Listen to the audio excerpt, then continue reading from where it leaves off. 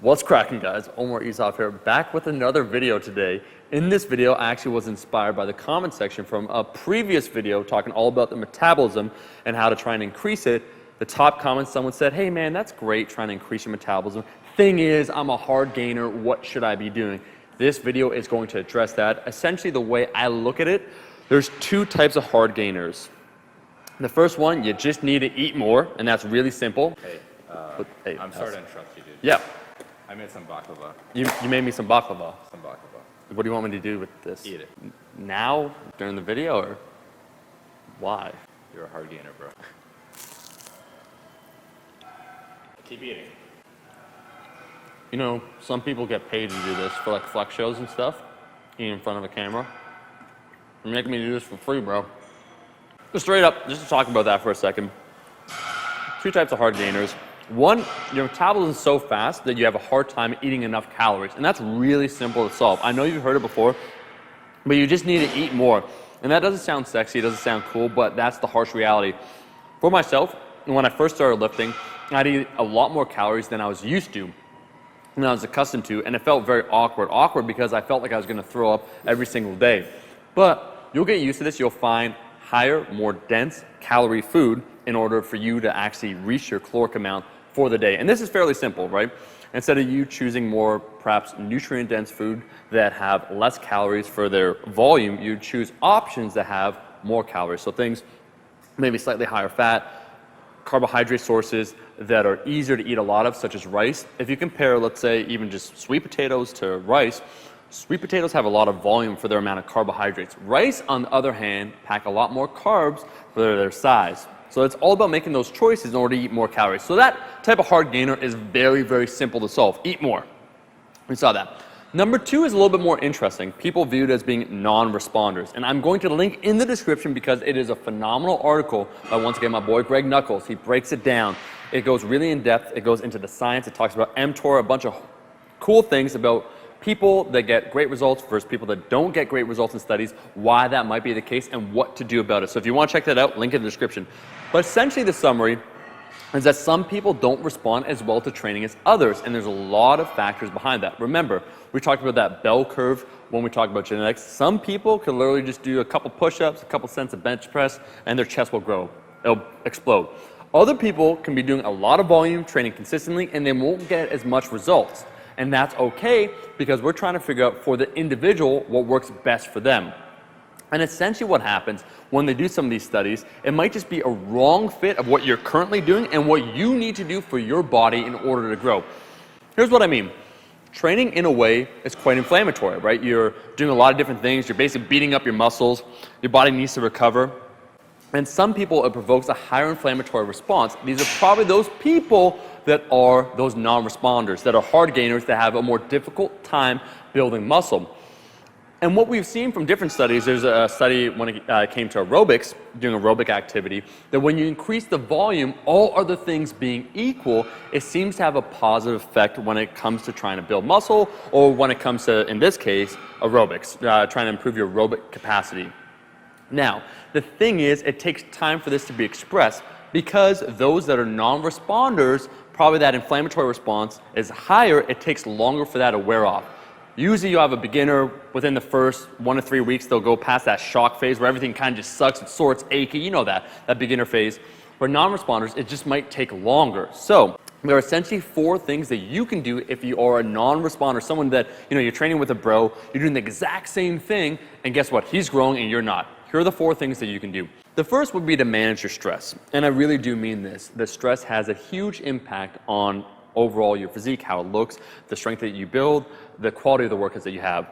And I'm not saying for you just to try and eliminate your stress. I'm actually trying to say that you should manage it however possible for you.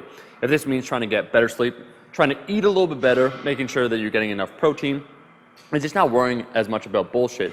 Managing your stress is pretty much the most important thing you can do. Add on top of that, once again, getting enough sleep, and that will have a huge impact on your long-term success. So that's 1, that's obvious. 2, I've said this already in this video, talking about trying to get more volume, but sometimes the choice might be to decrease it. And I'm a huge proponent overall of volume when it comes to trying to build more muscle, But for you, we talked about that inflammatory response, that if sometimes you're fine, you just get too sore from training, you do more my style approach when I say workout, train 4, 5, even 6 times per week as long as you can recover, maybe that's too high for you. So again, not everyone is the exact same, not everyone will respond the same way. A lot of people respond better to high volume. Some people also don't respond to high volume and they should decrease their volume. So if you're currently doing 5 or 6 times per week, consider actually lowering that. The third point that I want to make is that once again, it might take a little bit more time.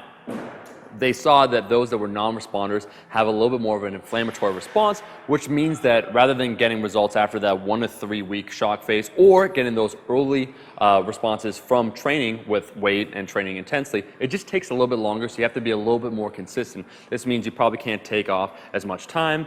You probably have to be a little bit more diligent when it comes to tracking your workouts. You just have to be a little bit more focused and take the longer approach.